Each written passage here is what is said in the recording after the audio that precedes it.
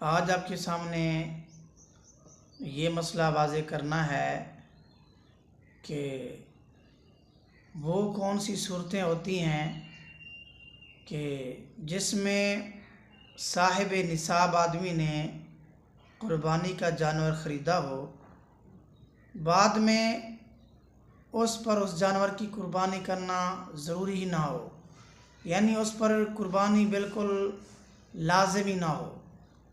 اگر قربانی نہ بھی کرے تو پھر بھی وہ گناہ گار نہیں ہوگا، ایسی بھی کوئی صورت ہے یا نہیں۔ اسی طرح دوسرا مسئلہ اس کے ساتھ ملتا جلتا یہ ہے، کوئی شخص قربانی کا جانور اگر خریدے تو صاحب نصاب نہیں رہتا، ویسے وہ صاحب نصاب ہے۔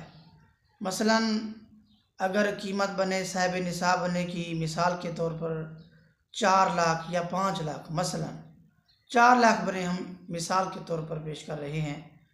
اگر صاحب نصاب کی جو قیمت ہے وہ 4 لاکھ ہے، اب آدمی کے پاس رقم اتنی ہے کہ وہ صرف 4 لاکھ ہی ہے۔ اگر وہ بکرا یعنی لیتا ہے، یعنی جس کی قربانی کرنی ہے، تو 50,000 کا یا لاکھ کا تو بکرا آئے گا۔ تو جب بکرا لیتا ہے قربانی والا تو پھر وہ صاحب نصاب نہیں رہتا، ویسے وہ صاحب نصاب ہے۔ تو کیا اس صورت میں ایسے شخص پر قربانی واجب ہوگی یا نہ ہوگی؟ تو اس کا جواب یہی ہوگا، اصل کا اعتبار دیکھا جائے گا شروع سے، یعنی جانور لینے کے بعد کا اعتبار نہیں ہوگا، پہلے کا ہی اعتبار ہوگا۔ جب پہلے وہ شخص صاحب نصاب ہے تو اس پر قربانی واجب ہے۔ اسی طرح جو دوسرا مسئلہ پیش ہوا کہ وہ کون سی صورت ہے کہ غنی آدمی ہو، قربانی کا جانور لے، پھر وہ بالکل قربانی اس پر ساقط ہو جائے، تو یہ کون سی صورت ہے؟ تو یہ صورت ہے کہ جب کسی صاحب نصاب آدمی نے قربانی کا جانور لیا تو جانور وہ تو متعین نہیں ہوتا، ہوا یہ کہ بعد میں قربانی کے جب دن آئے تو وہ آدمی صاحب نصاب نہیں رہا، یعنی شرعی فقیر ہو گیا ہے، غریب بن گیا ہے، صاحب نصاب نہیں رہا، تو اب اس شخص پر قربانی کرنا لازم نہیں ہے۔